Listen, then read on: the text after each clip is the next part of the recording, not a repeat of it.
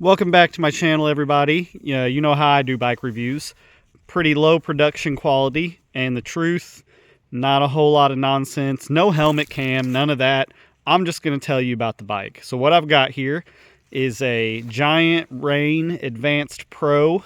Bought it as a frame only. So all that came with that frame was this beautiful rainbow spray color you see here at golden hour with the light just shining on it. And it's actually a little dirty, a little dusty from a ride the other day. I haven't washed it yet. And all that came on it was the factory DHX2. Now, you might be looking at it and think it's not a factory because it has the black coil. Well, that's because it came with a 425-pound super light steel spring. I needed a 450 to make it work right for me. And so the black spring, honestly, it looks better. When I had the orange with the gray cranks and the blue pedals and the purple all next to each other, it was too much. But I figured the black looks better. It barely weighs anymore, and it's half the price. So it is the factory model shock, though. Now, I built everything up on this bike. I've got the giant, whatever the seat post is. It's adjustable from 140 to 170. I've got it at 170. Could I use a 180, a one-up? Sure, I guess I could slam a 180. Honestly, I don't think it matters. Same dropper, same Romero SL saddle I have on my Trance. I like them both. There's been no issues. I don't really see a need to get anything more expensive. I guess if my bunny hops were being hindered from that seat being, 10 millimeters higher than it could be, as you can see, I mean, I don't have a whole lot of extra room there. I guess a one-up 180 would be fine. It works, man. It goes up and down when I want it to. The return's plenty fast. The lever pull is easy, even though my buddy Kyle thinks it's just horrible. I have this really basic lever on both my bikes. Same lever that comes on a lot of entry-level bikes that just came with it. It's fine. Like it's easy push, no problem. Wheels. So my wheels, I've got I911 hubs, and the rims are actually, we'll call them unlabeled DT Swiss EX511s. They come from the same factory. They are those rims. Can't tell you exactly how I got them, but that's what they are. I had matching V-rubber WCE 2.35 tires front and rear. I just put this used Specialized eliminator on the rear because, to be quite honest with you, the grip is very good with these V top 40 compound tires. It's a little too good. You can feel the drag on the rear tire. So I had a used but still in decent shape Specialized eliminator in my basement, and that's what I put on the rear just to get some more roll speed out of this thing. Even places like Shepherd Mountain, it's really not super steep on most trails. And there are a lot of trails where even where it is kind of steep, you can't, even where it's steep-ish, the grip is really good, and you can't pedal in a lot of places to gain speed because of pedal strikes. And so fast rolling tire really does make a difference. All right, drivetrain. Got the Sram GX transmission, and it's everything people say it is. The harder you pedal, the better it shifts. You don't have to let up. It's really strange. I kind of had to retrain myself to remember to do that. ODI Elite Pro grips, that's fine. Got a 50 millimeter I9 A35 stem, giant contact SL alloy bar, SRAM code RSC rainbow edition brakes, and maybe my favorite part on here, this Manitou Mezer fork set at 170. Now, that's what's on it. How's it ride? Well, it reminds me of something in between my 2019 Trek Slash and my Specialized Enduro.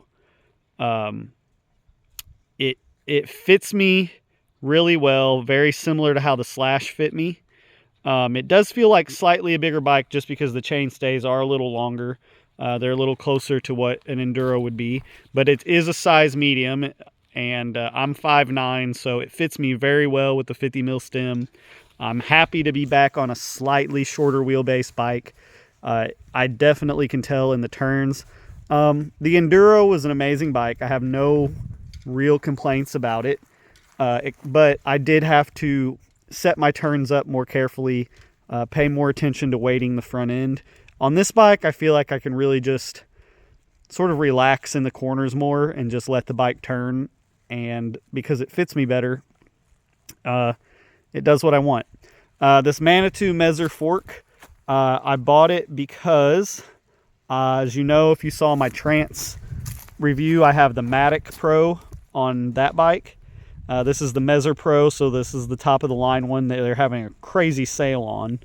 And I thought if it performs anything like that 34 mil fork, I'm going to be very happy, and I am very happy. It's amazing. This fork is unreal. I know it doesn't match brands with the shock. I do not care. The performance out of this, I've had the Zeb Ultimate. I've had Fox 36 with Grip 2. I would choose this over either one of them all day, every day. It's plenty progressive with the ramp-up chamber. But it doesn't feel like it's hitting a wall of progression the way the Zeb did or the Fox does, where you're putting in tokens. It's almost like more, I don't know how to, you get the same bottom out resistance, but the fork does feel more linear. It doesn't feel like it's really going through the first part of the travel super easy and then ramping up a ton at the end. It just seems to be using that travel more efficiently. It's super supple off the top, every bit as good or probably better than the Zeb was, and my hands are very happy. I don't even know what adjustments to make on it, which is rare. Usually I'm tinkering with clickers a lot, but to me it just seems great. The coil shock has taken me some getting. I've had to get used to it. Turns out there's a lot more support there than I at first realized, especially riding with the softer spring before. But I think I've got a lot of compression dialed in on this thing. High speed compression, I think I'm only out 3 or 4 clicks. I think there's probably 10 or 12 there. Low speed compression, I'm going to start next time I go to Shepherd or somewhere, or even just for a ride. I think I'm going to start backing that low speed out 1 click at a time until I start to notice it being soft, because I think I've got more than enough, more than what I need. How does it compare to the Enduro? Well, one thing I've noticed is my traction in corners is better on this bike. I think my weight distribution is a little better, and I think the coil definitely helps entering corners or corners with a slight rise or some unevenness, rocks in it, where the rear end on the Specialized would sometimes break loose on me unexpectedly. I really haven't had that happen on this bike, and it actually took me a while to really get comfortable on this bike by trusting it. I was a little hesitant at first, didn't really know what to expect. Now that I have, I think the traction cornering on this is amazing. In a perfectly straight line, just charging, I'd say this bike and the Enduro with an air shock and this bike with a coil are very similar in just maintaining speed through the small bumps. This bike does give up that bottom out resistance to the Enduro. Now, if it had the same shock on it, I don't know. I mean, it is 10 millimeters less travel, but dialing in the high speed really helped.